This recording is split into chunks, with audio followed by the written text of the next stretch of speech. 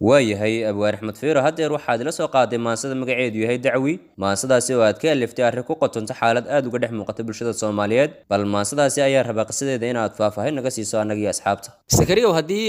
faahfaahin kooban aan kaa siiyo maansada dacwi waayahay waxay ku timid qoys Soomaaliyeed oo markaasi maaragtay hooyada iyo aabaha labaduba ay shaqo tagaan laakiin aanay is ogeyn waayahay kadib wuxuu ogaaday ninkii in aanay guriga xaasku aanay joogin maalintii markii uu arkay daryeel la'aanta carruurta ka muuqata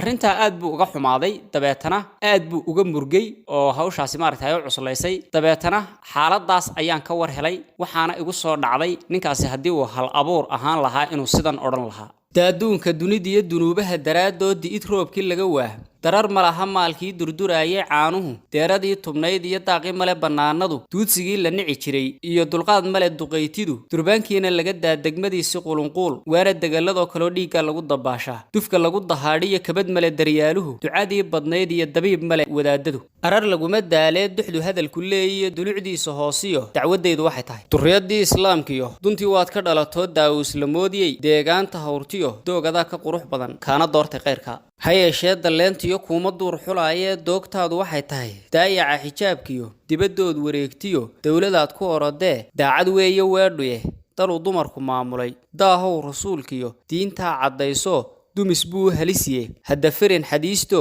ha duudsiin xaqiiqdo ha danqaabin ummaddo ha dulmiin naftaade maahmaahda duuggaah dib haddaanu milicsado duul horaa wuxuu yidhi gabadhay daboolnow dunidana ha joogine ku dadnow xabaalaha ama danabada kacay duntu kuugu xidhantee daadahayso ubadkoo dunyadaada raaco dalladana ilaasho dariskaaga nabadgeli arar laguma daalee duxdu hadalku leeyiyo dulucdiisa hoosiyo dacwadaydu waxay tahay ibliis baa dulloobo laga dayray samehee xaqu nagama daahnee dowgo laga habaabiyo daa'imkeen siduu yidhi dalandoolma fiicnee kuma dayrin abidkay darxumana kumaan badin beeni waa dambaaburo ama dogobka naareed ee darajaynta gurigiyo dahabka iyo markhaatiya aan dul sudhay cabaadhyaha kuumana dudaynine daqiiqadaynu kulannaba dibnahaaga wacan iyo eridkaaga dugulkaah deganaanta qosolkiyo deexda iyo muusada kolle kaama dayn jirin arar laguma daalee duxdu hadalku leeyiyo dulucdiisa hoosiyo dacwadaydu waxay tahay adigaan daraadda dildilaaca waagiyo diilalyada u tooso danaheenna gaarkaa anigaa dabaraye dadaal aniga oo wada oo daryeelkaaga mooye kolla kuu daraanayn kolkan kaa dul toosaba maxaa deeqaluuley iiga daba timaada